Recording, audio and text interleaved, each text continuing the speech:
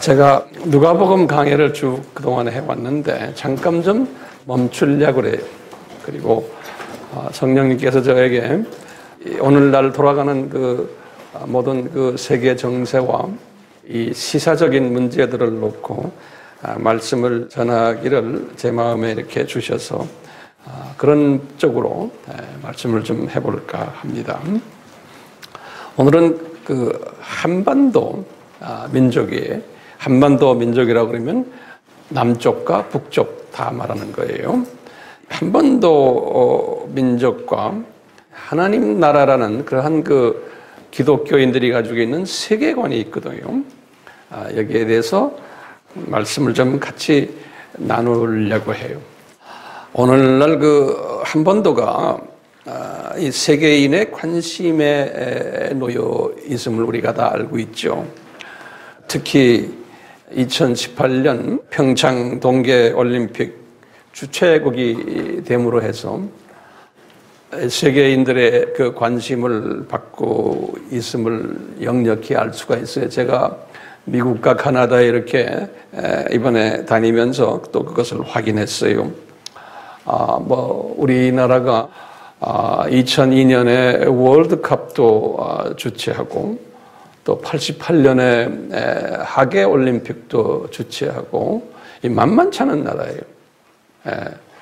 그런 그 기적을 우리 민족에게 이렇게 이루게 하셨는데 이번 그 동계올림픽은 김여정이라는 이 여자도 왔고 펜스도 왔고 그러면서 이제 여기서 일어나는 여러 가지 그 다이내믹한 역동적인 이야기들 또 우리 문재인 정권이 친북 친중 쪽으로 가고 있는 이런 모든 일들 전 세계인들이 알고 있어요. 그리고 미국이 여기에 대해서 상당히 불편해하고 일본도 마찬가지로 불편해하고 그러면서 요새는 그 웹에 유튜브나 이런 데 보면은 이제 올림픽이 끝나면은 4월에 위기설이 지금 난무하고 있음을 우리가 다 알고 있지 않습니까? 이것은 세계인들이 다 알고 있는 이야기예요.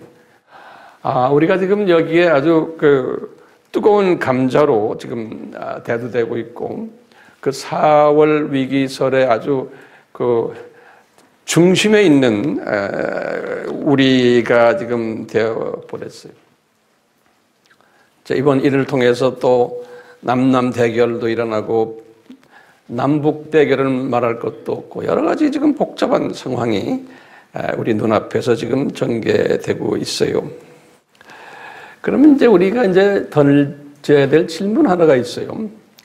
왜 이 조그마한 나라가 70년 전에 이 일본에서 해방을 당하고 그리고 한 몇 년 있다가 남북으로 갈라져서 첨예한 대립을 하면서 70여 년 동안 이런 일을 하는 가운데 북쪽은 북쪽대로 하나의 특색 있는 나라로 저렇게 되어버렸고 남쪽은 남쪽대로 또 이런 모습이 되어버렸어요.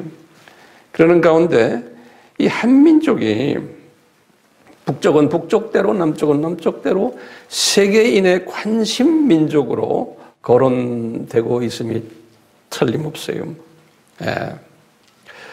그러면 왜 이런 그 일들이 오늘날 일어나고 있을까? 이 한반도에 이런 그 세계적인 관심사들을 일으키시는 그 배경이 무엇일까? 고민해 볼 필요가 있겠죠. 저는 이 문제를 가지고 나름대로 이렇게 고민하면서 주님과도 대화하면서 그럴 때마다 저에게 이렇게 분명히 가르쳐 주시는 부분이 하나가 있어요. 이게 뭐냐면 우리 한민족이 하나님의 특별한 은혜를 받은 민족으로 저는 확신하고 있어요. 그 하나님의 은혜를 받았는데 어떤 은혜를 받았냐면 이 마지막 때, 이 말은 뭐냐면 교회 시대 2000년이에요. 예수님의 공중 재림 전까지 그 예수님의 그 재림, 이 마지막 때 추수꾼 민족으로 예정되어서 또 때가 되어서 불리움을 받은 민족으로 저는 보고 있어요. 그래서 지금은 이제 이 불리움을 이미 받았지만 이제는 실제로 이것이 가시적으로 이런 일이 일어나는 때가 지금이라고 보고 있어요. 그러니까 하나님의 때가 있는데 우리 전도서 3장에도 항상 하나님이 때가 있어요. 그 때는 우연이 아니고 창세전에 디자인이 되셔가지고 은혜로 예정되었고 때가 되어서 불리움받는 이러한 일들이 있었기에 우리 민족이 지금 이러한 세계의 이목을 끄는 조그마한 민족, 그것도 둘로 갈라져서 아주 집안 싸움을 목이 퍼져라고 싸움하는, 목 갖다 대고 싸움질하는 이런 모습들 우리가 적나라하게 매스컴을 통해서 다 보여주고 있는 거예요. 같은 민족인데 서로 대화도 안 하고 서로 죽일 놈이라고 그러고 하면서 그 한쪽은 남쪽은 참 자유주의 민족인데 저 북쪽은 악하고 아주 독재주의 민족으로 양분되어 있는 이 모습을 전 세계에 그대로 쫙 다 보여주는 거예요. 예, 매일매일 뉴스에 이 뉴스가 나오는 거예요. 부끄럽죠? 그런데 그 속에는 하나님의 숨어있는 뜻이 있음을 오늘 제가 좀 말씀을 드리려고 그래요. 성경에 분명히 여기에 대한 암시적인 가르침이 있는 것이 분명하겠죠? 그래서 이제 여러분들이 저에게 물을게요. 황 목사님, 성경에 어디에 그런 게 있습니까? 라고 이제 질문이 던져질 터인데, 제가 이제 성경을 먼저 드릴게요. 창세기 10장 21절에서 32절에 보면은 그 셈의 족보가 나와요. 셈. 우리 알다시피 창세기 10장은 노아 홍수 직후에 노아의 세 아들들을 통해서 인구가 퍼지는 이야기가 거기에 있어요. 그 세 아들, 첫 번째 아들이 셈이고, 셈은 아시아족의 조상이고, 우리 알지요? 그 다음에 함은 아프리카인의 조상이고, 그리고 이제 야벳은 유럽인의 조상이다라고 우리가 이렇게 다 공부했지 않습니까? 근데 셈의 족보를 이제 기록한 것이 10장 21절에서 32절에 셈의 족보가 나오는데요. 셈이 일대손이에요. 셈에서 아들이 5분이 나와요. 엘람, 성서에 보면은 아수르, 아르박사, 그 다음에 룻, 아람, 이렇게 5분의 이름이 나와요. 이제 셈에서요. 그런데 이제 요 셈에서요, 세 번째 아들, 아르박삭에다가 이제 동그라미를 쳐놓으세요. 요 아르박삭, 항상 하나님은 여러 형제들 중에서 한 사람을 딱 이제 쓰시는 것, 여기에서도 우리가 발견이 돼요. 아르박삭이, 이 아르박삭 셋째 아들을 통해서 살라라고 그래요. 여기는 3대 손이에요. 다시 말하면 셈의 살라. 그리고는 살라를 통해서 에벨이라는 아들이 나와요. 그러니까 에벨은 4대 손이에요. 셈의. 근데 에벨이라는 말은 영어로는 영어 성경에 E-B-E-R이에요. 에베르. 그래요. 에베르. 헤베르는 요 말은 뭐냐면 히브루라는 말이에요. 히브루. 우리 히브루 사람들이란 말 들었죠? 이 강 건넌 분들, 그런 의미의 히브루. 그러니까 에베르가 히브루 사람들의 조상으로 이제 보시면 돼요. 그 이름 자체가. 그래서 이제 에벨이라는 이름이 굉장히 중요한 이름이고 그 안에 숨겨진 뜻이 있어요. 근데 이 에벨이라는 요 사람, 다시 말하면 히브루라는 요 사람이 아들 둘을 낳아요. 요 에벨이 거기 성경에 다 나와요. 두 아들 이름이 뭐냐면 첫째 아들이 벨렉이라는 아들이 나오고 둘째 아들이 욕단이라는 아들이 나와요. 그래서 요 벨렉에 지금 요 창세기 10장에는 요 벨렉에서부터 주르륵 흘러가면서 밑으로 나오는 후손 이야기는 10장에서는 거론 안 하고 11장에서 요 벨렉부터 창세기 11장 10절에서 26절에 거기를 쭉 보시면 요 벨렉의 후손이 루후, 수룩, 나호르, 데라, 아브라함 이렇게 나와요. 그러니까 아브라함이 요 벨렉의 후손이에요. 그러니까 셈에서부터 셈, 아르박삭, 살라, 에벨, 그 다음에 벨렉 쭉에서 아브라함이 나와요. 그거 이제 알겠죠? 여기 정리됐어요? 그리고는 욕단이라는 두 번째 아들이 있어요. 벨렉에 여기다 욕단에다 동그라미를 쳐놓으세요. 크게. 요 욕단의 아들들이 13명이 있어요. 창세기 지금 10장 26절에서 30절에 지금 쭉 나와요. 욕단의 아들들이 몇 명이에요? 13명인데 13명들이 동방 쪽으로 갔다 그랬어요.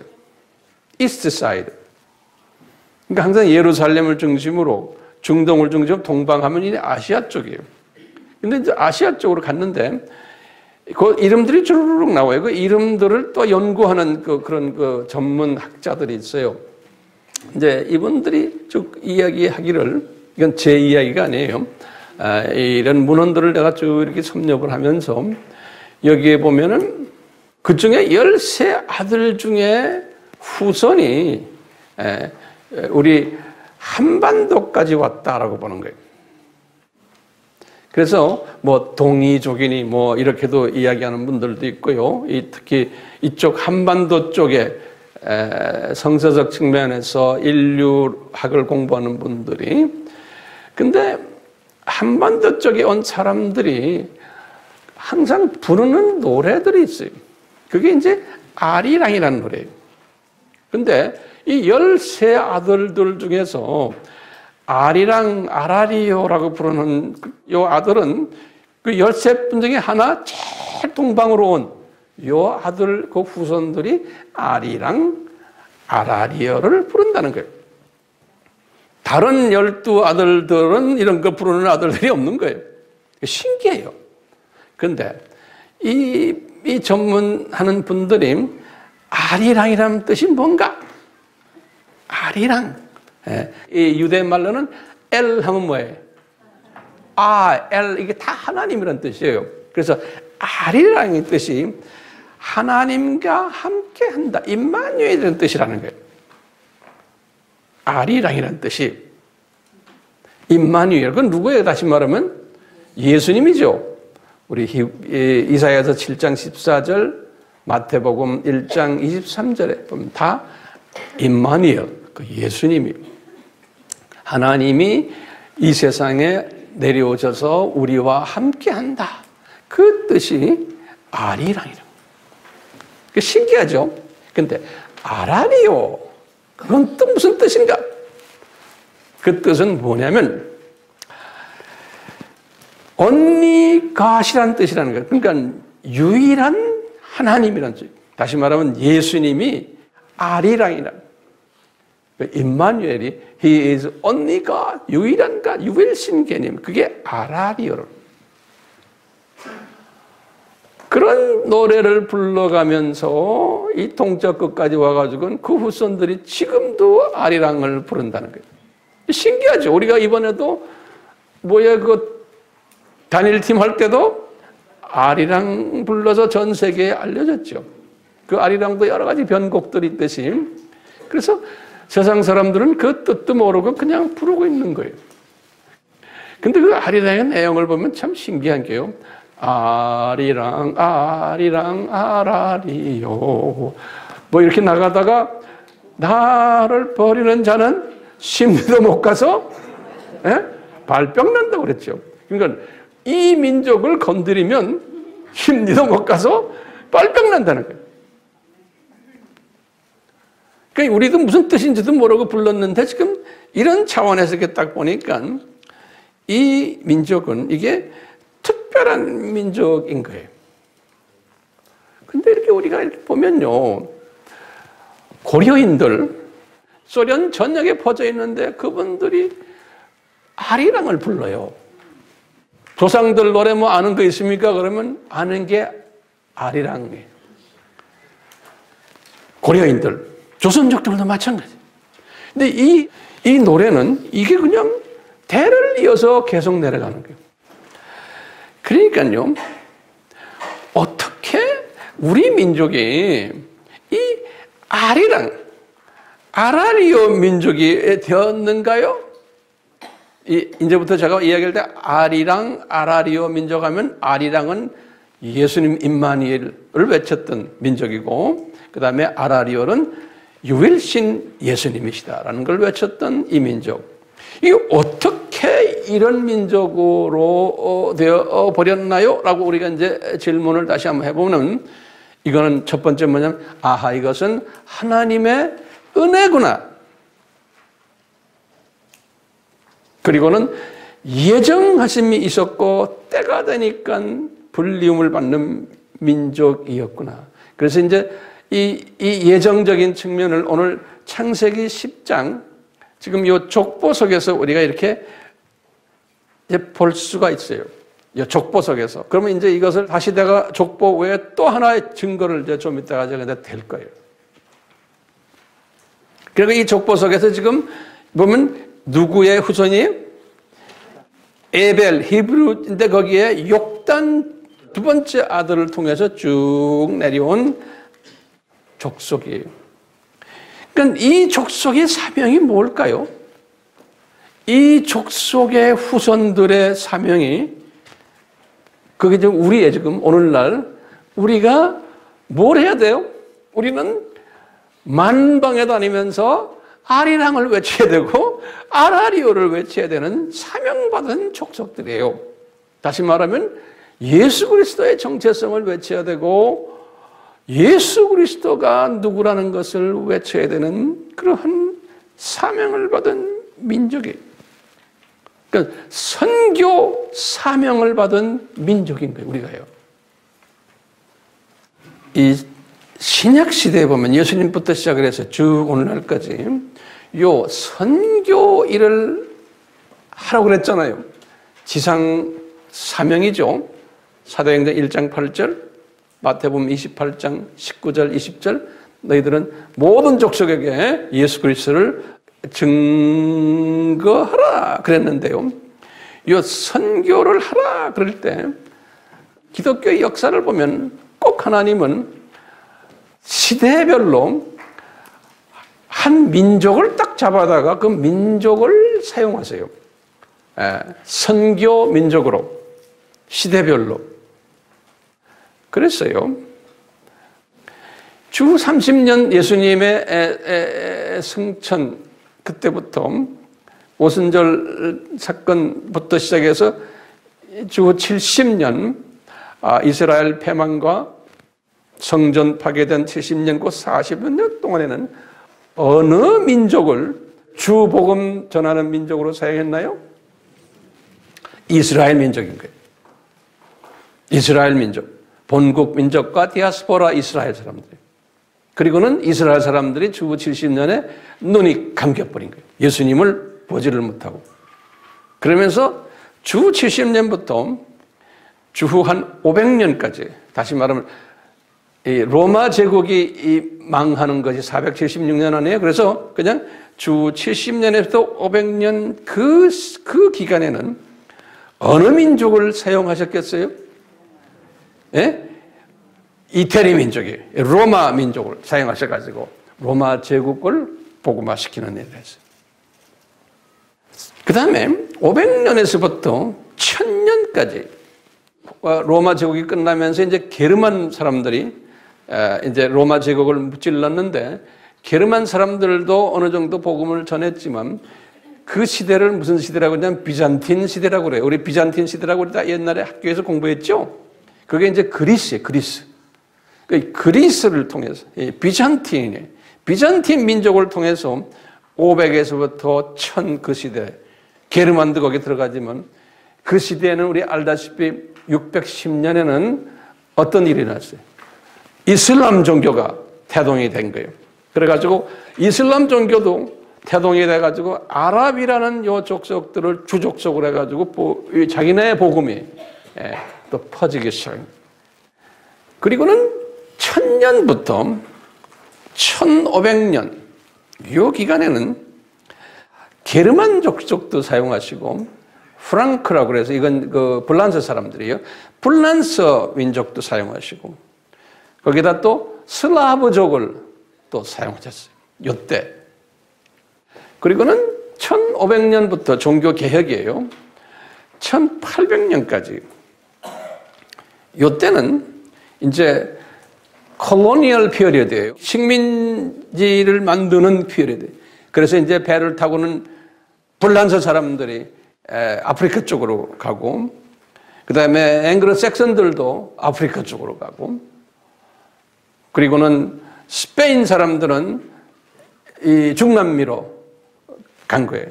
포르투갈 사람들. 그래서요, 요 앵글로 섹슨, 불란서, 스페인, 포르투갈 이런 그룹들이 복음 전하는 족속들로 전 세계를 휩쓸었어요. 그리고 1800년부터 소위 이제 개신교 운동이 1800년부터 일어나거든요. 그 개신교의 첫 선교사 이름은 윌리엄 캐리라고 그래요. C-A-R-E-Y. 윌리엄 캐리라고요. 영국 분인데요. 이 사람부터 개신교의 선교사의 아버지라 부르거든요. 1800년이에요. 이 1800년부터 1900년, 그 100년 사이는 이제는 다른 나라보다도 이 개신교 측면에서 보면 앵글로색선을 사용하셨어요.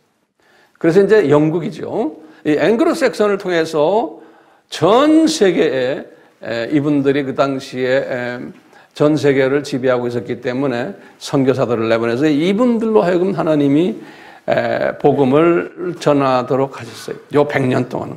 그리고는 이 1900년부터 2000년 요 기간은 앵글로색선의 후손들인 미국 사람들이에요. 그래서 이 미국 사람들을 통해서 영국과 이제 손을 잡고 미국이 주로 된 거예요. 미국이 주가 돼가지고 선교를 해왔던 것이 1900년부터 2000년까지예요.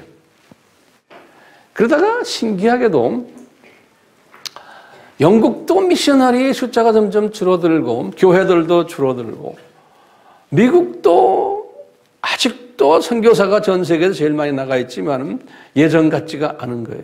이런 틈바구니 속에서 새롭게 혜성같이 나타난 민족이 우리 한반도 민족이에요.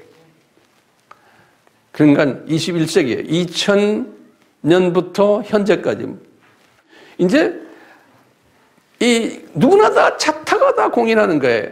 미국의 바톤을 받을 선교 대국은 코리안들이다 그러는 거예요.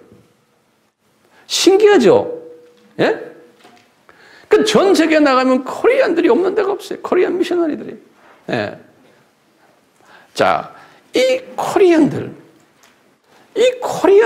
왜 갑자기 이 불교 나라 출신인 이 민족을, 유교 나라 출신인 이 민족을, 그것도 남북이 갈라져서 북쪽이 그렇게 악하게 행동하는, 북쪽은 김일성 주체사상인 종교의 그것도요.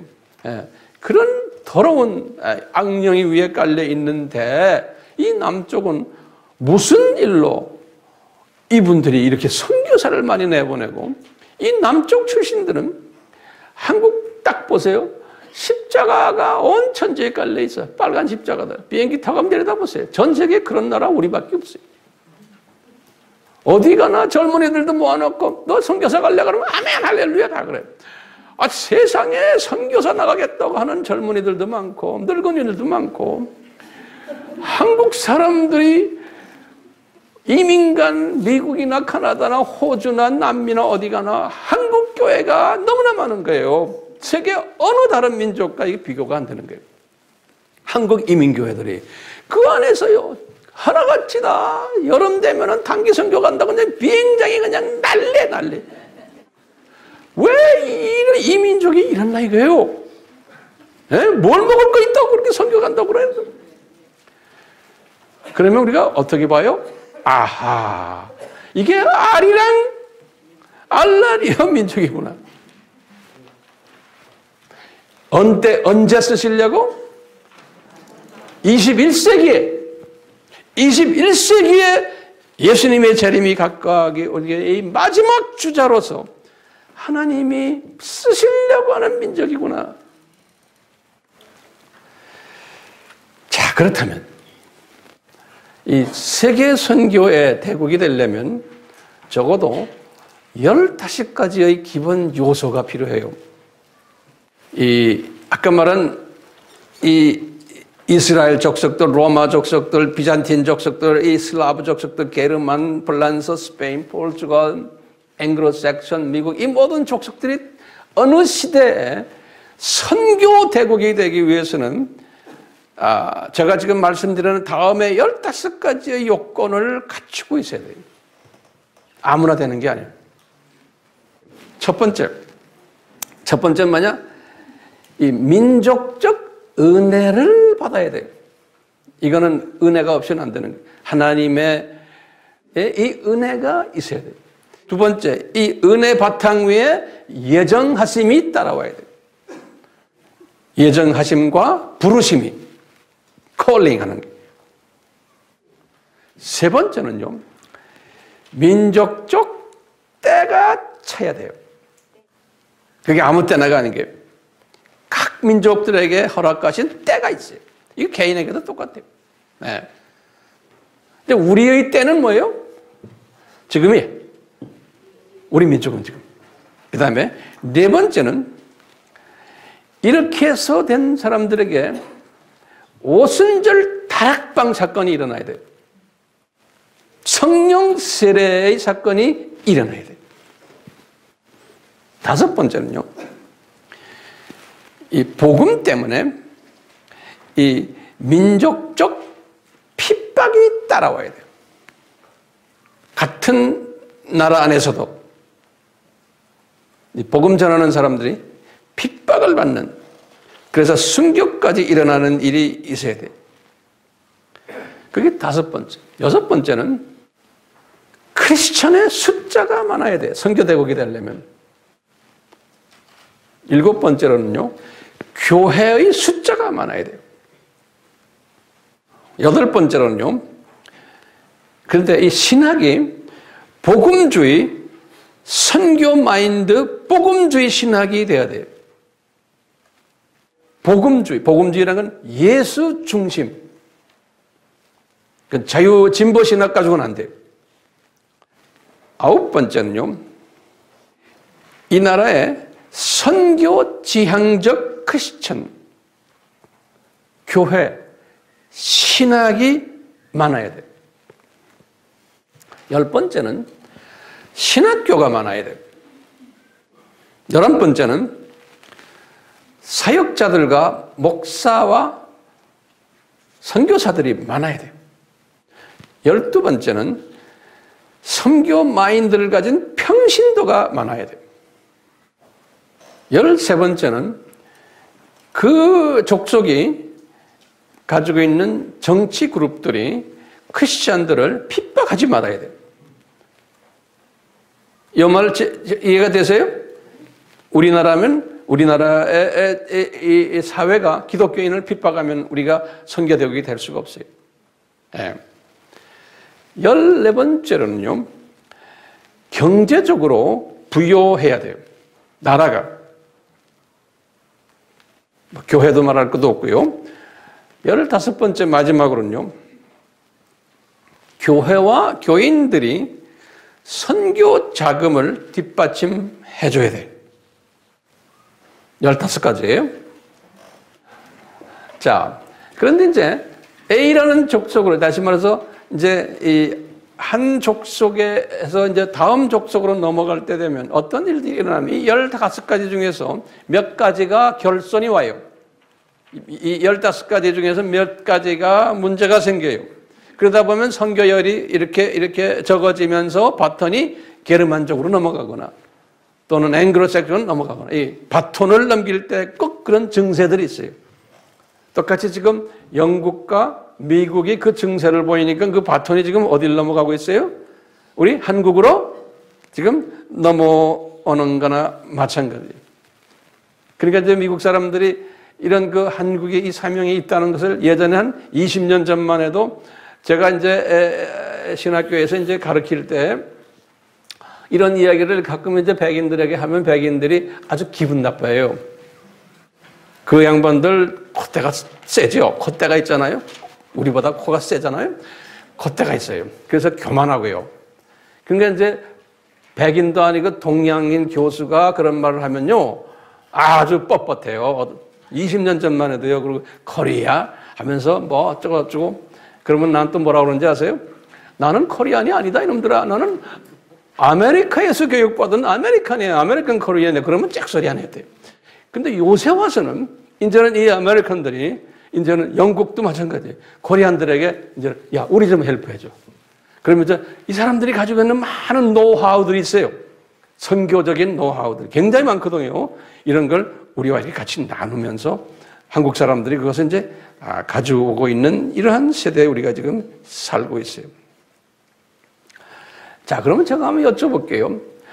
우리 민족이 이 15가지의 이 요건들을 가지고 있어요? 없어요? 없어요 하는 사람 다 여기서 쫓겨나게 생겼어요. 네. 우리가 지금 우리 민족이 이것을 가지고 있어요. 일본만 해도 이 부분이 15가지가 없어요. 다가. 중국도 15가지가 완전히 없어요. 많은 선교지 국가들 가보면요. 이 15가지가 없어요. 그런데 우리가 이것을 가지고 있어요. 우리가 이제 그렇기 때문에 민족적 은혜를 이미 받았고, 민족적 예정하심과 부르심 받았죠. 민족적 기다리심도 지금 됐어요. 때가 찼어요. 때가 차니까 오순절 다락방 사건이 우리 민족에게도 일어난 거예요. 이게 언제예요? 1903년이에요. 원산에서. 예. 1900년에는 이 미국의 터피카 캔사스라고요. 거기에서 이것이 일어났어요. 성령 세례 사건이. 예. 오순절 다락방 사건이. 몇백 년 동안 이런 일이 없다가 이것이 일어났는데 그것이 미국에서부터 시작을 해서 이것이 LA의 그 아주자 스트리트 처치로 갔다가 1903년에 우리나라의 원산에 떨어졌어요. 그 다음에 영국의 웨일즈에 떨어졌어요. 그러니까 그 많은 세계 나라 중에서 이 성령의 불이 떨어진 것이 영국의 웨일즈 사건이라고 그래요. 그 다음에 우리나라의 원산 사건이. 그러니까 이게 우리나라예요. 거기에서 이 선교사들이 먼저 회개를 해가지고 이다가 이제 1907년에 이 평양의 그 장대현 교회라고 거기에서 우리 코리안들이 모여가지고 대표적인 분이 길선주 목사님이라고 그러죠. 이 코리안들이 모여가지고 성령의 불을 받은 것이 1907년 1월 14일이에요. 이때부터 이 오순절 사건을 우리 민족이 그때 받았어요. 그것도 남쪽이 아니고 북쪽에서 받은 거예요. 북쪽에서. 그러니까 우리가요, 이 평양이라는 저 동네가 지금은 우상단지로 가득 차 있지만 그 자리에 지금 김일성 동상이 앉아 있고 김일성에게 지금 이 우상을 섬기는 일을 지금 하고 있는데 우리 예수님은 전지하시고 전능하시고 무소부재하신 분이신데 이분이 이것을 프리 디자인 했겠어요? 안 했겠어요? 제 생각은 이게 다 예수님이 디자인하신 거예요. 북한이 지금 저렇게 노는 것도. 나중에 제가 거기에 대한 결론적인 말씀을 드릴 거예요. 자, 요 기간 1907년부터 1919년 요 기간을 딱 보세요. 그 기간 1919년이 뭐예요? 3.1운동이 일어날 때예요. 다시 말하면요. 성령의 불이 떨어져가지고 그 당시에 그 한 12년 동안 한국에 유례없는 대부흥이 일어났어요. 그냥 전도할 필요 없어요. 그냥 막 은혜 받고 예수 믿겠다고 한 게. 그게 북한의 저쪽 동네에서 일어난 거예요. 원산부터 시작해서 함흥, 평양 이쪽 동네에서 그냥 막 일어난 거예요. 근데 그 기간 동안 우리 민족에게는 엄청난 아픔이 있었던, 일본 분들이 강점했고 우리를 괴롭혔던 때, 그래서 3.1운동이 1919년에 일어난 거예요. 아픔이 있었어요. 근데 이 아픔은 전 세계가 다 아팠어요. 그 당시에. 1914년이 무슨 날이에요? 1차 세계대전이 일어났어요. 유럽도 아픔이 엄청나게 많았어요. 17년에 끝나죠. 1917년 이제 1차가요. 그럴 때 소련에는 뭐가 있었어요? 1917년에 뭐예요? 볼셰빅 혁명이 일어났어요. 그러니까 유럽도요, 엄청난 아픔 속에서 있었던 때가 그때예요. 그러니까 이준 열사가 헤이그에 가가지고 우리 민족 좀 봐줍시오 할 때, 봐주긴 뭘 봐줘요? 큰 나라들이 다 작은 나라를 땅 따먹게 할 텐데. 미국 애들도 마찬가지예요. 그 당시에 미국도 다 그랬어요. 땅 따먹게 했어요. 그러니까 일본 아이들이 땅 따먹게 한 거예요. 우리 그냥 먹어버린 거예요. 위에 그냥 만족까지 나중에. 그러니까 뭐 안 돼요. 그런 때였어. 그런 때. 야, 이런 때인데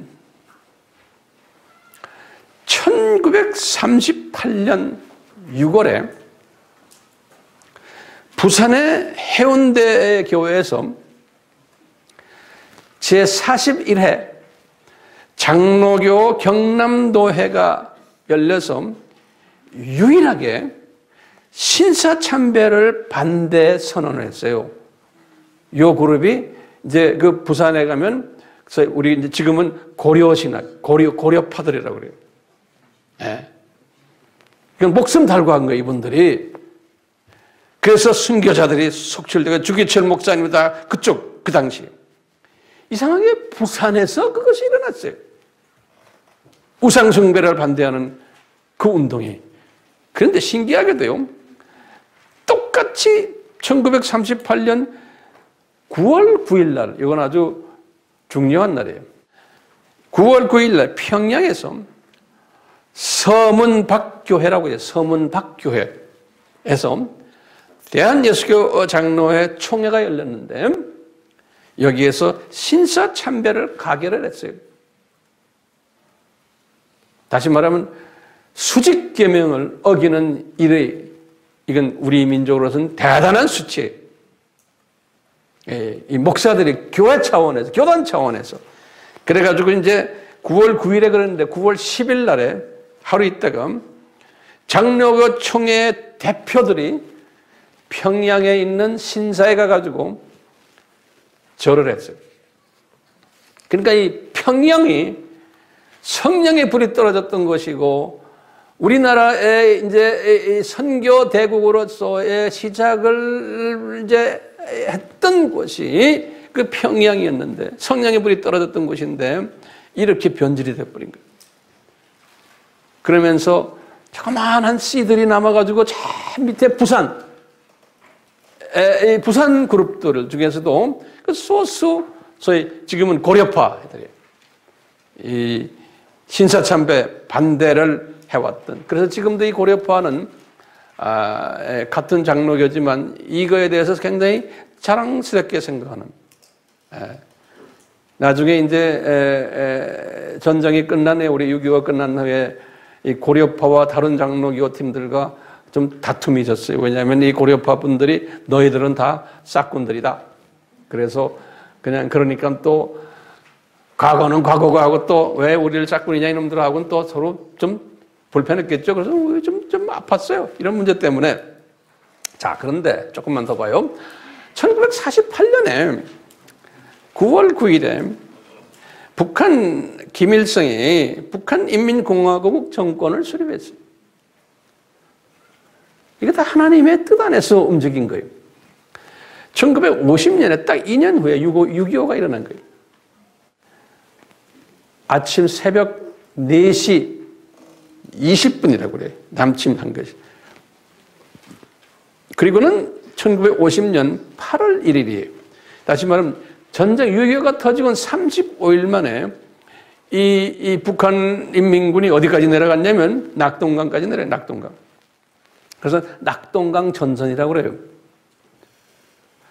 거기 딱 내가 문헌을 보니까 이 부산을 보호하기 위해서 하나님께서, 왜 하나님이 부산을 보호할까요?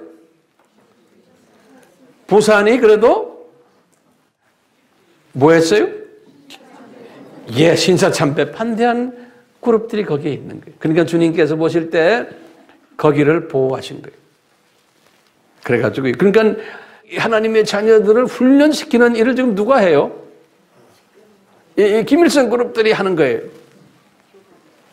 오케이? 자, 그래가지고요, 부산을 보호시키기 위해서 낙동강에서 딱 전선에 딱 막혀가지고요, 딱 보니까, 지도를 보니까 마산, 포항, 대구까지 그 라인이에요.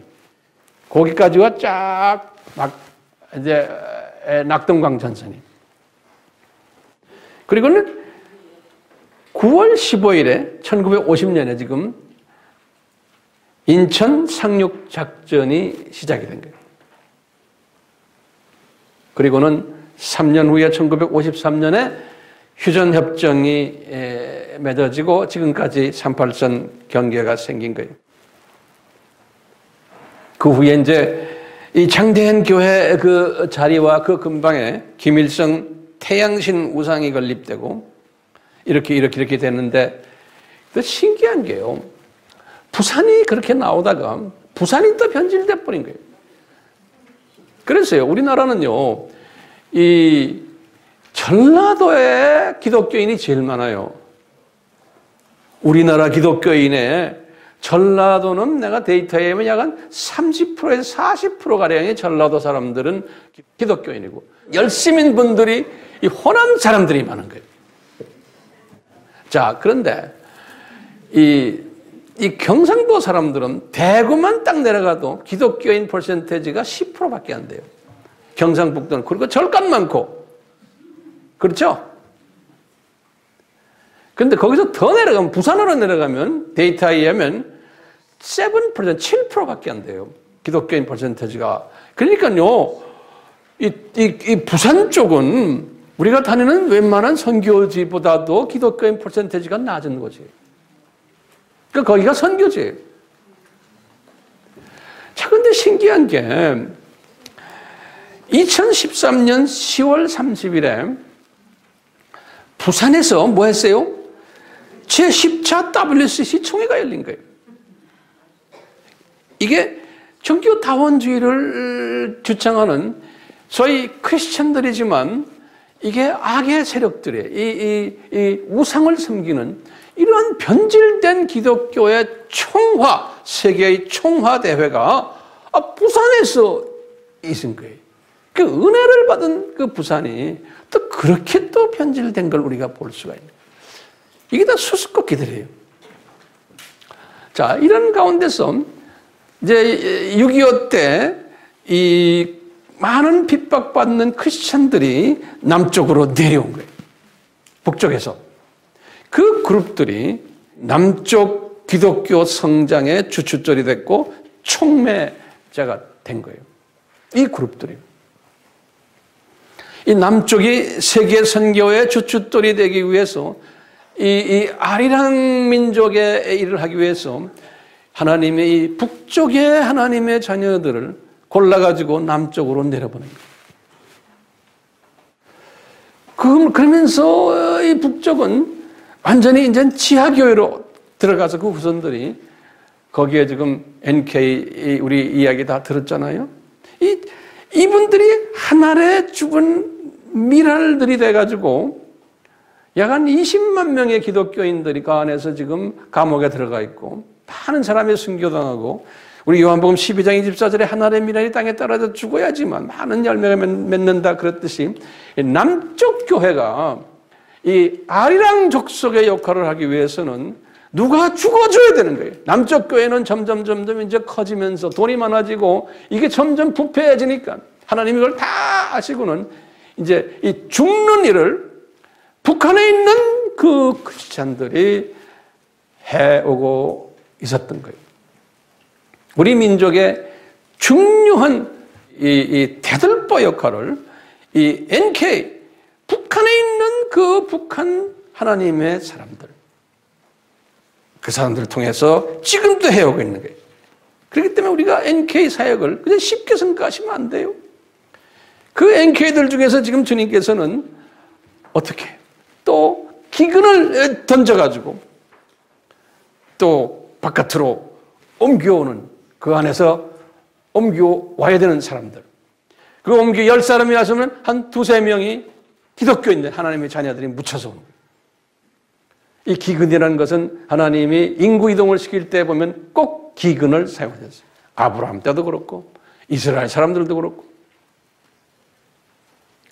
자, 이런 지금 상황 속에서 우리가 지금 동계올림픽을 지금 맞았고 김여정이라는 그 자녀가 왔다 갔다 하고 문아무개가 지금 대통령이 돼가지고 이렇고 저렇고 지금 우리가 지금 이런 상황 속에 살고 있어요. 우리는 지금 이 모든 사건들을 이 성서적인 시각으로 우리는 지금 보는 거예요. 성서적인 시각으로 우리가 당면한 이 문제를 어떻게 봐야 되냐. 자, 아이러니하게도요,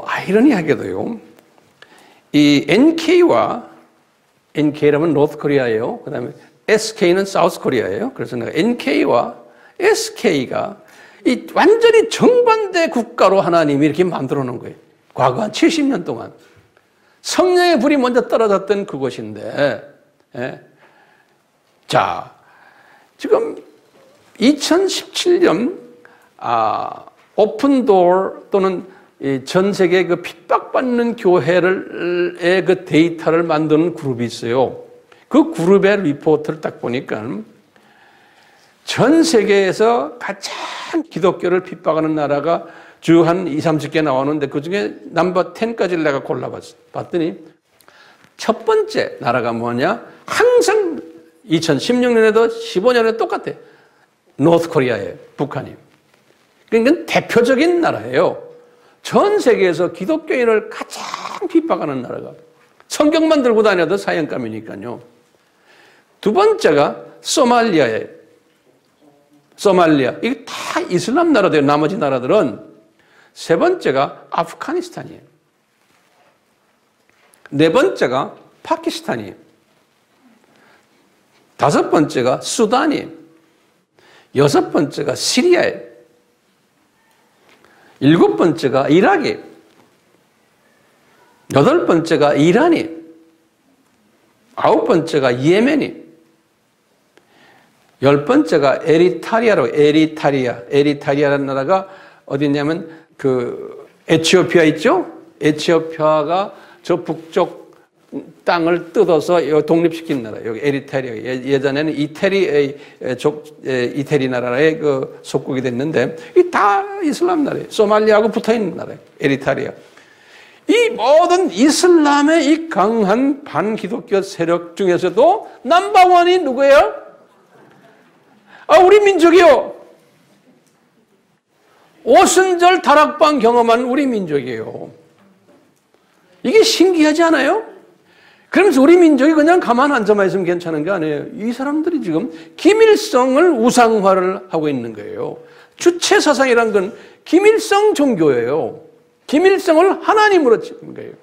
봉수교회에 전도사 되는 여자가 그 웹에 들어가서 보세요. 미국에 가가지고 어느 교회에서 설교를 하는데 뭐라고 그러냐면 우리의 하나님은 김일성입니다 하고 떠들고 있는 거예요. 봉수교회라는 그 교회의 전도사가. 자, 그러니 첫째 북한에 가지고 있는 아이러니가 기독교 박해국 중에 최고 박해국이라는 거예요. 근데 남한은 뭐예요? 기독교가 가장 성한 나라가 전 세계에서 남한이에요. 두 번째는 가장 가난한 나라 중에 하나가 지금 이 NK예요. 근데 전 세계에서 10번째로 부자 나라가 뭐예요? SK예요. 사우스 코리아예요. 자, 세 번째는요. 세계에서 가장 잔인한 비인권 국가가, 독재 국가가 이게 NK예요. 그런데요. 우리 SK는 인권이 넘쳐나는 나라예요. 이게 너무 넘쳐나가지고요. 이 경찰 알기를 우습게 알아요. 경찰 말도 안 들어요. 공권력 무시가 됐어요. 언론 자유, 별난 놈이 나와서 별난 소리 다 해도 누가 막는 놈이 없어. 무법천지 나라거든. 우리나라가 이게 지금 대모 제멋대로 하고 윤리 도덕이 땅에 떨어진 나라예요. 우리나라가요. 자, 네 번째인가 모르겠어. 이 북한은 또 뭐가 있냐면 군사적으로 보면 핵보유국이 된 거예요. 그래가지고 이것이 지금 소형화 단계에 있고 경량화 단계가 된 거예요. 남한은 핵이 없어요. 핵보유국이 돼가지고 지금요, 이 핵보유국이 돼가지고 이놈이 지금 굉장히 심각한 거예요. 왜 핵보유국이 된 것이 이렇게 심각하냐면요. 뭐 핵 가진 나라들이 지금 6-7나라가 돼요. 왜 들어가 보세요. 왜 하필이면 북한이 핵을 만든 거에 대해서 저렇게 난리를 지기냐 이게요. 미국이랑 지금 중동에서 특히 이스라엘 건드리면 안 되거든요. 미국이나 유럽의 모든 리더급 사람들 경제적으로 정치적으로 문화적으로 어떤 분야에서 최고의 리더 영향 있는 사람들 다 이스라엘 사람들이거든요. 유대인들이에요. 근데 이 지금 북한에서 그동안에 이 시리아하고 이란에다가 또는 아프가니스탄에다 이런 데다가 이 무기를 제공해 왔어요. 북한이 돈 벌기 위해서. 근데 이제는 이게 만약에 소형화가 되면은 엄청난 문제가 생기는 거예요. 그것이 금년 4월 안에 이게 끝내야 된다는 거예요. 그렇기 때문에 왜 이 소형화가 어느 정도 4월 안에 이게 끝날 수가 있다는 거예요. 소형화되면은 지금 이슬람 사람들이 이스라엘과 미국을 없애기 위해서 특히 이 시아이파라고 있어요. 이란 중심인 이 시아이파들은 자기네 메시아가 언제 오느냐? 이스라엘이 이 땅에서 없어지고 지중해로 다 빠져 죽어버리고 미국이 망해야지만 자기네 메시아가 온다고 믿는 자기네 종말론 사상이 있어요. 그래서 이란에 저렇게 못되게 노는 거예요. 예, 이제 시아이파들인데요. 이 사람들은 무슨 생각하냐면 이 자살폭탄 있죠? 이 자살폭탄을 들고서 죽고 싶다는 애들이 지금 수만 명이 기다리고 있거든. 수만 명이. 그래갖고 자살폭탄에 올라가면 부인 몇 명 얻는다고요? 70명이에요. 여자들이 화가 나고 우린 뭐냐 그러니까 너희는 70명 남자 얻는다고. 그러니까 여자 남자할 것이 이 자살폭탄을 하려고 그러는데 여러분들 이 핵무기를 여기다 달고 가면 어떻게 돼요? 지금 그런 때가 온 거예요. 공항에서 쇼핑센터에서 어디에서 그게 다 터지면 세계전쟁 나요 안 나요? 세계전쟁 그 자리에서 나요. 우리 비행기도 못 타요. 한 놈이라도 그걸 가지고 터뜨리면 이때까지는 그래도 그냥 뭐 20-30명 죽었지만 이게 이제 게임, 이 북한이 그걸 가지고 있는 거예요. 그러니까 미국도 만약에 이놈들이 이걸 미국에 와서 터뜨리면 이건 끝나는 거예요. 영국, 유럽 할 거 없이 지금 이런 때가 지금 딱 온 거예요. 그래서 지금 유대인들이 특히 지금 트럼프 정부를 강하게 미는 거예요. 지금 그 집 딸이 왔죠? 이방카. 그 남편이 쿠시너라고 그 유대인이에요. 유대인 중에서 정통 유대인이에요. 걔가 이스라엘을 자주 다니면서 이스라엘과 지금 이런 문제들을 지금 협상을 직접 하는 나이예요. 이 문제. 그러니까 이제 이 북한이 이 핵무기를 소형화시키는, 경량화시키는 이 일에 성공을 하면 그때부터는 이게 문제가 생기는 거예요. 그래서 지금 이번에 또 어젠가 또 무슨 또 나왔죠? 해상 봉쇄 뭐 이런 것도 이게 다 이건 못하기 위해서. 그러니까요, 이 북한이란 이 나라가 우리 민족이에요. 전 세계를 쥐고 놓고 하는 일을 하는 민족으로 그렇게 만들어진 거예요. 이게 그놈들이 잘내서 그래요? 나 생각이거든. 예수님의 장중에서 움직이는구나. 왜요? 모든 이 세상 만물은 누구의 장중에 있어요? 예수님의 장중에 있어요. 마태복음 28장 18절.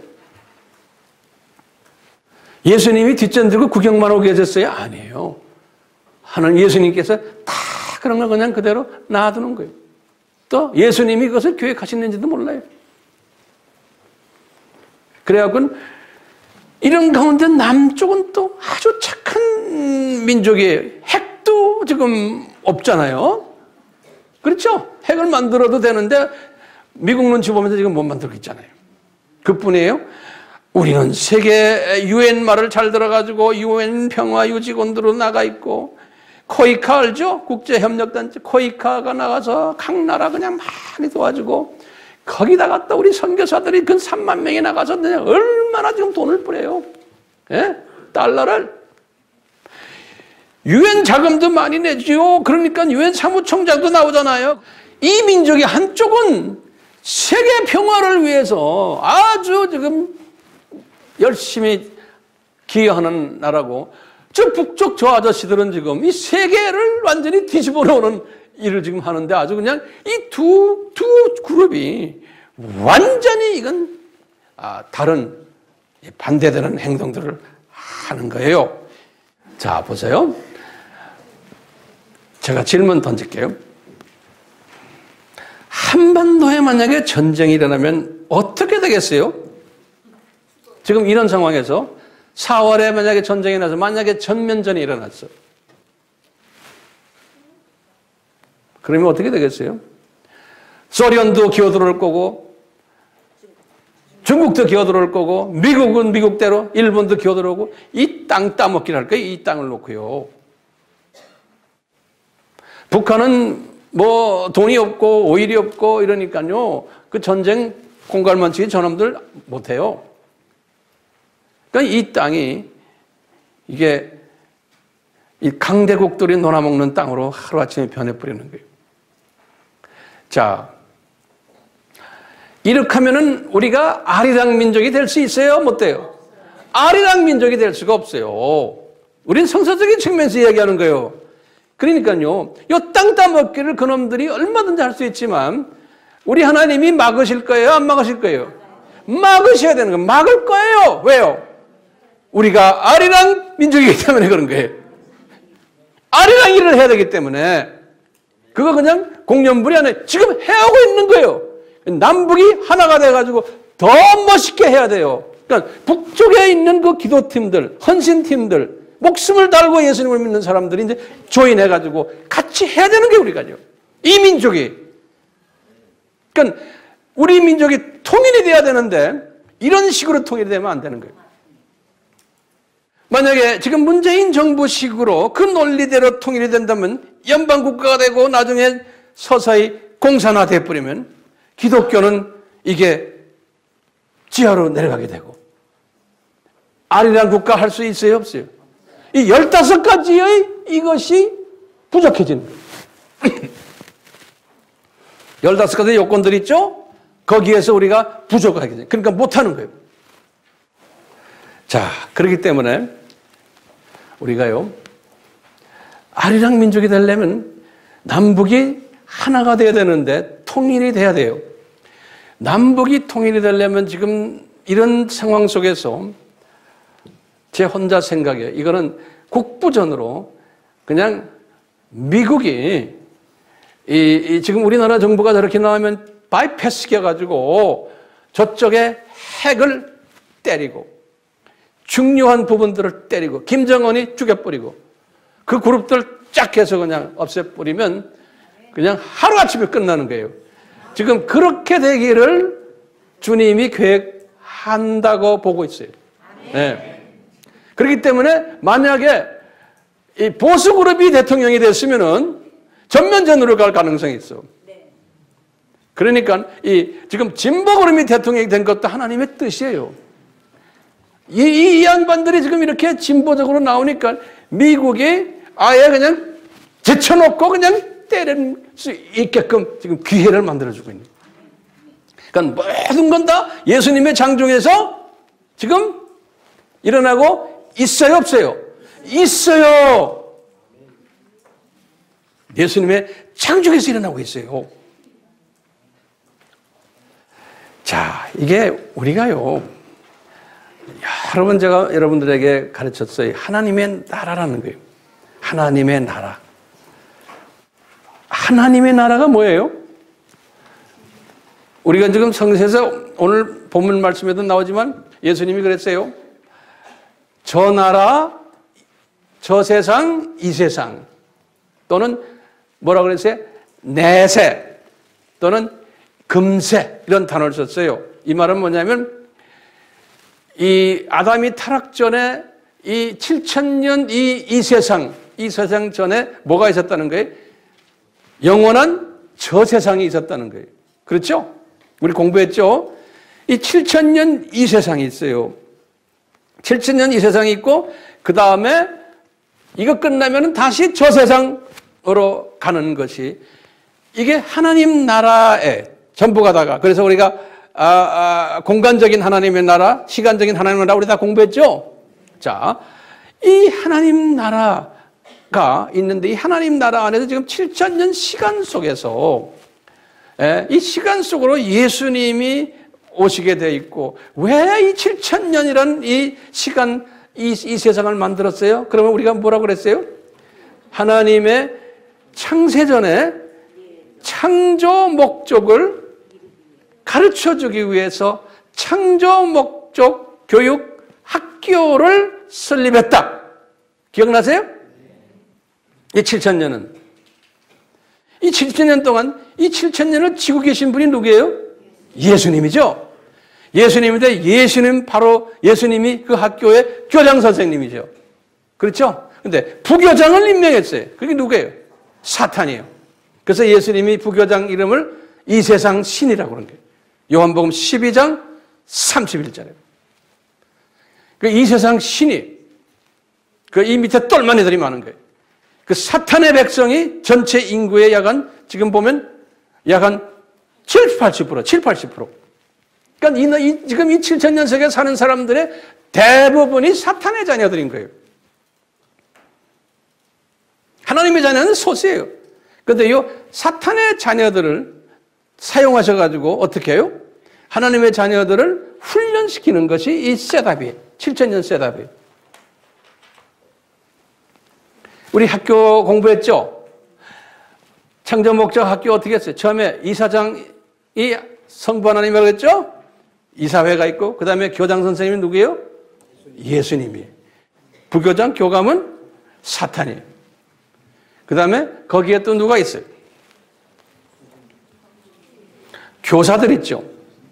교사들은 교장 측 교사와 부교장 측 교사들이 있다고 그랬어요. 기억나세요? 학생은 누구예요? 학생은 하나님의 백성들이에요. 이 사람들 훈련시키는 학교가 있으면 과목이 있죠. 과목 우리 공부했죠? 무슨 공부하는 거예요. 그 다음에 뭐 있어? 학년이 있어. 제가 자세하게 설명했어요. 학년이 있어요. 그래서 졸업식이 있어요. 그게 뭐예요? 이 세상에서 죽는 거예요. 교육받고 하나님의 자녀가 졸업하고는 저 세상으로 올라가는 거예요. 그런데 이 교육 시스템이 언제 끝나요? 7,000년 끝날 때 끝나요. 그게 뭐냐? 학교 폐교식이야. 그거는. 자, 이렇게 이 세상 안에서 이 창조 목적을 훈련시키는 이 훈련. 그래서 하나님의 자녀들을 시간 속에다가 떨어뜨려 가지고 이 훈련을 시키는 것이 이 세상인 거예요. 그렇죠? 네. 근데 이제 이 훈련시키는 과정 속에서 대표적인 선교 민족들을 아까 제가 이름을 쫙 됐죠. 이제는 예수님이 재림 전에 대표적인 이 창조 목적 훈련시키는 데 아주 중요한 교사 그룹이 지금 우리 한반도 그룹인 거예요. 오케이? 근데 이 한반도 그룹을 하나님이 쓰시려고 지금 이 둘로 갈라놓고는 강하게 대립하게 한 다음에 훈련시킨 다음에 어느 정도 훈련이 되고 하나님의 자녀들이 이 안에서 훈련이 되고 때가 되면 이제 하나로 만들어가지고 이제는 본격적으로 이 마지막 추수 일을 하게 이렇게 디자인하신 거예요. 이것이 우리 크리스천들이 보는 세계관인 거예요. 크리스천들이 보는 세계관인 거예요.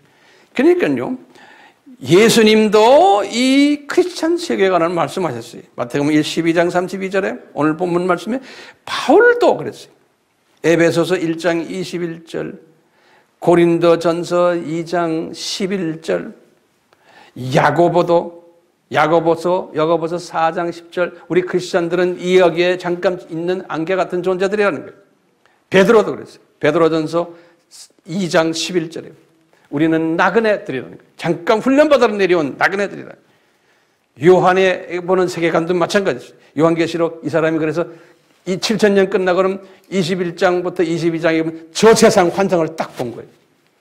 새하늘 가셨다. 그러니까 이분들도 가지고 있는 이 세계관이 이런 거예요. 우리는 잠깐 여기에서 살고 있는데 이쪽을 우리를 훈련시키는 그 사탄의 자녀들이 우리를 훈련시키는 이런 시스템으로 우리 지금 학교 공부를 하고 있다 이렇게 보는 거예요. 그 성서에서 보면요, 이 저 세상이라는 단어들을 쓸 때 거기다 좀 적어보세요. 성경 구절 드릴게요. 저 세상이라는 단어를 마태복음 12장 32절, 에베소서 1장 21절, 또 저 세상이란 말을 내세라는 단어도 쓰고요. 또는 오는 세상이라는 단어도 썼어요. 이거 또 빛의 세상이라는 단어도 썼어요. 요한복음 1장 9절에. 또는 윗세상이라는 단어도 써요. 윗세상. 요한복음 8장 23절에. 또는 영원한 세상이라는 단어 써요. 요한복음 3장 16절. 그 다음에 하나님 자녀들의 본향이라는 단어 써요. 본향, 고향. 히브리서 11장 14절에. 또는 아버지의 집이라는 단어도 썼어요. 요한복음 14장 2절에.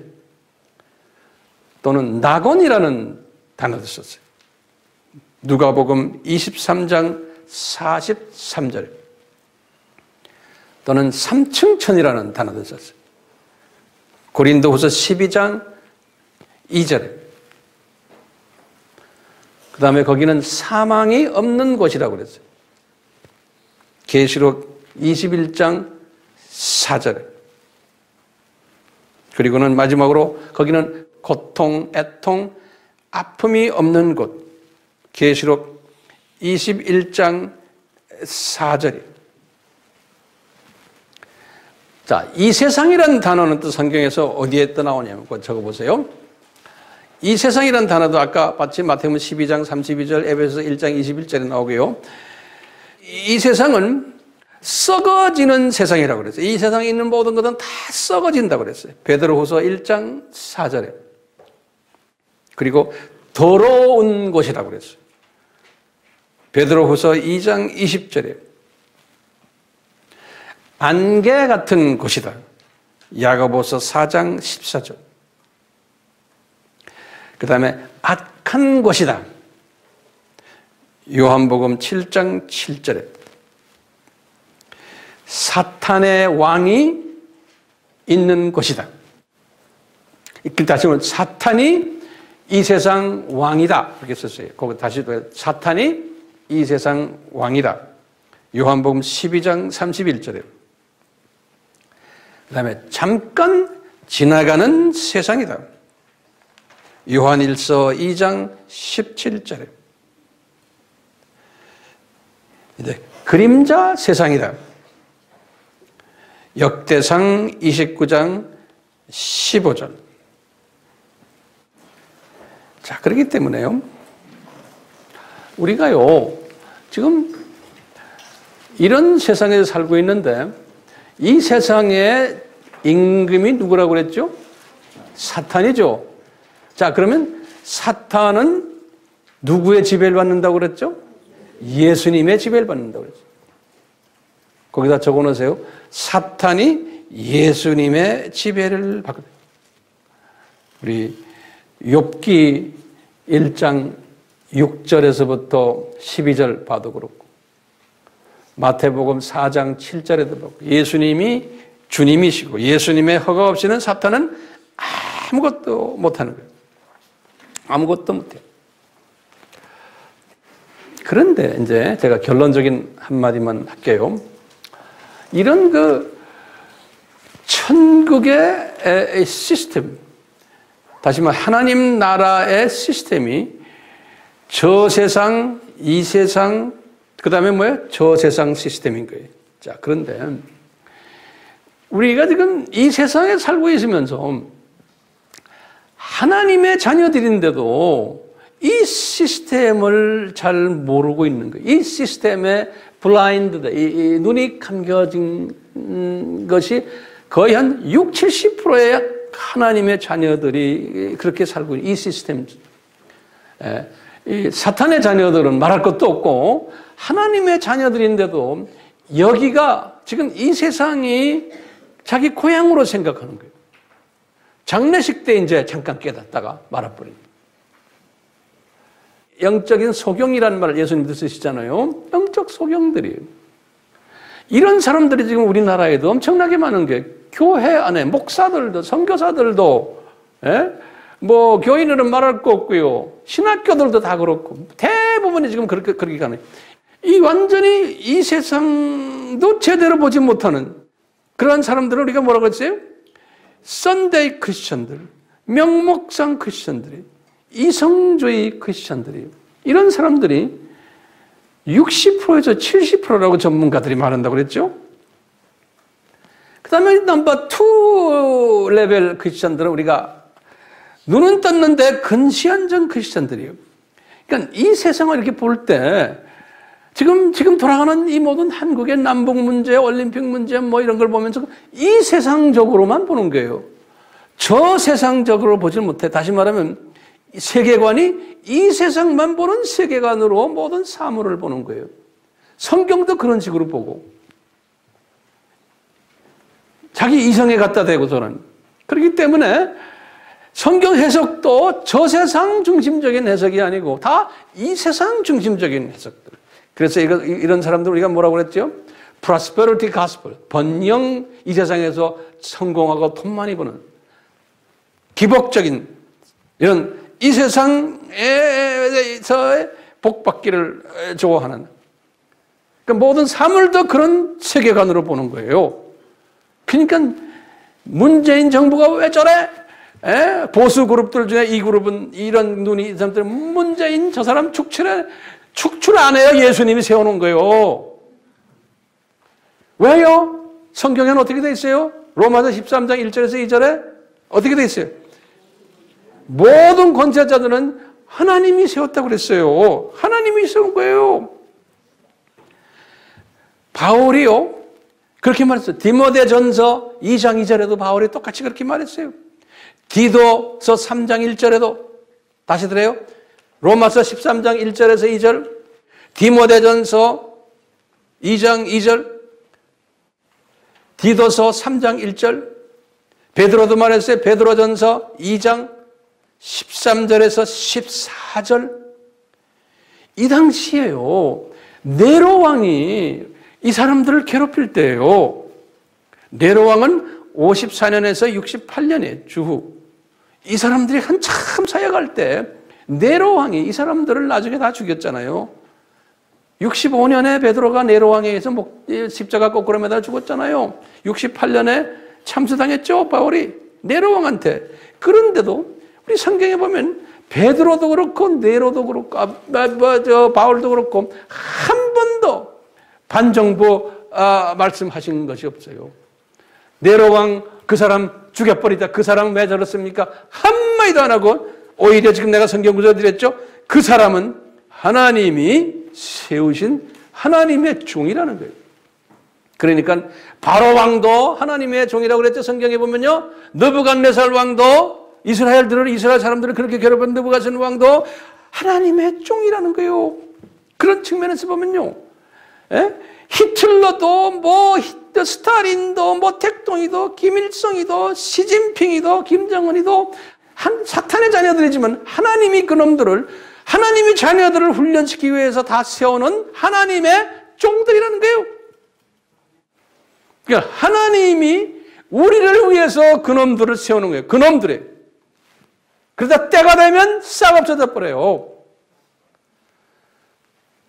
우리나라의 지금 정권도요, 그분들도 뭐 하나님이 세웠지만 하나님은 예수님을 믿는 사람들이 아니에요. 천주교 나간다고 해서 예수님 믿어요? 아니에요. 다 종교 다음주의고 동성애 다 이야기하고, 예? 뭐 타종교나 이거나 다 같다고 이야기하는 사람들이에요. 공산 북쪽에다 가서 김일성 앞에서 절도하는 사람들이에요.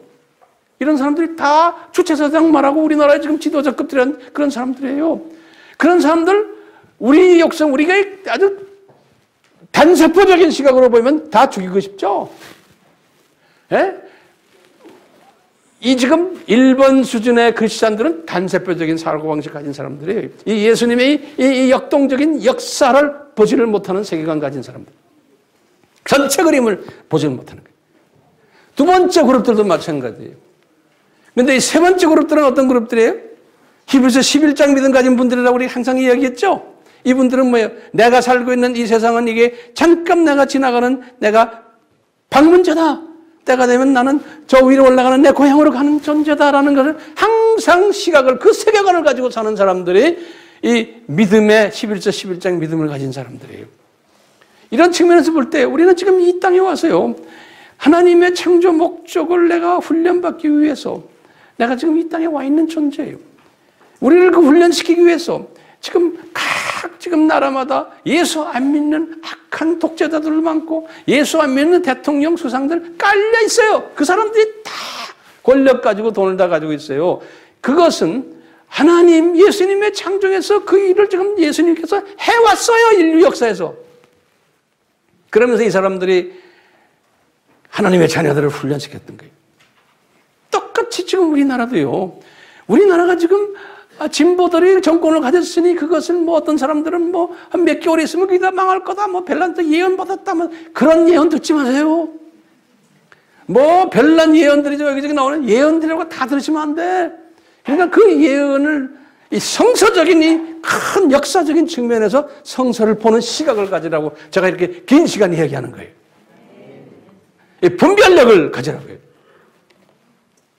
언제까지 진보 세력들이 우리나라를 뒤집을지 못해 주님의 때가 되면은 그분들은 지금 우리를 지금 저 북한의 김정은을 죽여버리고 핵이 무너지고 그냥 평화스럽게 남북이 하나가 되도록 만드는 하나님의 느부갓네살이나 바로왕 같은 도구들이요. 네로왕 같은. 예수님 당시에 보세요. 예수님 당시에 예수님이 오시기 전 오셨는데도 그 안에 네 그룹이 있었어요. 하나님을 아는 사람들도 바리새 그룹들, 로마 정권을 보는 시각이 그 사람들은 자기네 나름대로의 시각이었어요. 사두개 그룹들, 진보적인 사람들이 그 사람들은 또 로마 정권을 보는 그룹이죠. 또 에센파들 똑같아요. 더 보수적이에요. 그렇지만 이 사람들은 이 로마 정국의 반대 세력들이 아니었어요. 신앙생활 열심히 했던 사람들, 자기 나름대로. 그런데 거기에 열성당원, 열성당파가 있었어요. 이 사람들은 정치 그룹들이에요. 이 사람들은 뭐예요? 로마 제국 우리가 쫓아내야 된다. 에? 로마 제국은 이게 우리 쫓아냈을 때 우리 메시아가 오고 우리나라가 살아난다 그래가지고 이 사람들이 나중에 마사다에 올라가서 싸움하다가 주 70년 사건을 통해서 다 죽고 그 사람들 그 자기네가 외쳤던 것이 성취됐어요? 하나님이 계획은 뭐 로마 정국이 무너지는 건 아직도 400년 더 있어야 돼요. 476년에 무너졌죠? 예수님의 큰 그림 속에서 지금 로마를 쓰고 계신데 단세포적인 눈으로 보니까 그놈들 로마 그놈들 없애야 된다고 소리 지를래 그거 가지고 되는 게 한 큰 그림을 볼 줄 알아야 되는 거예요. 로마가 있어야지만 그 악한 놈들이 있어야지만 카타콤 교회도 있어야 되고 나중에 가서 이제 기독교도 이제 공인이 돼서 이 복음이 퍼져야 되는 선교적인 차원에서 하나님이 지금 이런 일들을 지금 디자인해서 움직이고 계시거든요. 우리 아리랑 족속들 지금 이런 경험 해야 돼요? 안 해야 돼요? 우리가 이런 경험을 해야 되는데 우리는 아리랑 사명이 있기 때문에 뭐 해야 됩니까? 절대로 절대로 망하지 않는 거예요. 이 15가지가 더 구체적으로 우리 앞에 이제 나타나는 15가지 요건들이 남북이 이제 때가 돼서 하나가 된 다음에 악한 놈들 다 주님이 손보시고 그런 때가 이제 올 거예요. 그렇기 때문에 우리가 이 비밀을 아는 사람들은 어떻게 해야 돼요? 주기도문에서 그랬잖아요. 아버지의 뜻이 하늘에서 이루어진 것처럼 땅에서도 이루어지는 거예요. 이 아버지의 뜻이 뭡니까? 이 7000년 이 세계, 창조 목적을 훈련시키는 이 세계, 이것이 하늘에서 이루어진 것처럼 땅에서도 이루어진다. 그걸 기도하라고 그랬잖아요. 그러니까 우리 민족을 통해서 지금 아리랑 복음이 지금 전 세계로 퍼뜨려야 되는데 이 아버지의 뜻이 이루어져야만 되잖아요. 이 뜻이 이루어지기 위해서는 한 민족을 보호시켜주고 우리 민족, 이 한반도를 평화스럽게 하나가 돼가지고 잡놈들 다 없애버리고 세계에 그냥 빛이 되는 그러한 민족이 돼야 된다고 기도를 해야 되는데 기도하기 전에 이미 하나님이 다 디자인했기 때문에 우리는 그 기도에 동참만 하는 것뿐이에요. 그러니까 이것을 아는 사람들은요, 이런 모든 것들을 보면서요, 뭐 문재인 대통령 어떻고 뭐 또 뭐 어디는 어떻고 뭐 그런데 열을 받으면 돼요, 안 돼요? 열이 나는 건 열 끄서 그 열을 가지지 말아라고 내가 지금 이 설교하는 거예요. 이 세계관을 바꾸셔야 돼. 그런데 첫 번째 수준의 기독교인들은 열을 받아요. 왜요? 눈이 감겼으니. 이 세계관이 이걸 보질 못하는 거예요. 두 번째 그룹도 마찬가지. 이 세 번째 그룹들은 이 시각이 팍 퍼져가지고 전체를 보는 그러한 사람들이 돼야 되는 거예요. 이런 시각을 가진 사람은 우리 할 일이 뭐예요? 그 시각만 가지고 있으면 안 되잖아요. 우리는 아리랑 교회가 돼야 되는 거예요. 아리랑 그룹이 돼가지고 우리는 이 일만 열심히 하면 되는 거예요. 그러다 보면 때가 되면 주님이 오셔가지고 우리 들림 받잖아요. 우리 같이 기도합시다. 하나님 아버지, 우리가 우리 한반도가 아주 위험한 상황 속에 있지만 악한 세력들이 한반도에 인천공항을 공격하거나 삼성전자를 공격하거나 또는 원자로를 공격하거나 이런 일들이 없도록 그러한 피해를 받지 않고도 주님께서 원하시는 우리 민족을 통일케 하여 주님이 우리를 아리랑 민족으로 사용하시자는 그 뜻을 이루어 주시기를 바랍니다. 아멘. 하나님 아버지, 우리 민족이 세계에 많이 지금 이런 일을 위해서 높여주고 계십니다. 올림픽을 통해서 3번이나 지금 이러한 일들을 하게 하시고 우리 산업인들을 통해서 세계적인 기업들이 많이 나오게 하시고 여러 가지로 한국 민족 정말로 주님이 높이시고 계신데 우리를 이 높이시는 과정 속에서 계속해서 높여주시되 우리가 사람들에게 웃음거리나 부끄러움을 당하지 않도록 북한의 이 악한 세력들이 우리를 파괴하지 않도록 저들을 주님의 장중에서 붙잡으시고 저들을 약화시키시고 포기시키시고 또 저 악한 세력들을 주님의 때가 되어서 무찌르고 없애고 자국도 안 나게 주님께서 만들어 주실 줄 저희들은 알고 있습니다. 미국에 있는 정치하는 주님의 종들을 사용하셔서 그분들에게 구체적으로 말씀해 주시고 우리 한국과 하나가 되어 이 일을 문제없이 깨끗하게 정돈될 수 있는 그러한 기적을 기다리고 있습니다. 주님 이루시옵소서.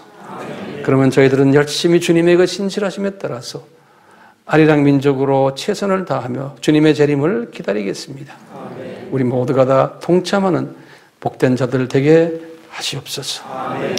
지금 이 시간은 예수 그리스도의 무한하신 은혜와 하나님 아버지의 극진하신 사랑하심과 성령님의 끊임없이 보호시키심이 우리 민족에게 있기를 예수님의 이름으로 축원하옵나이다. 아멘.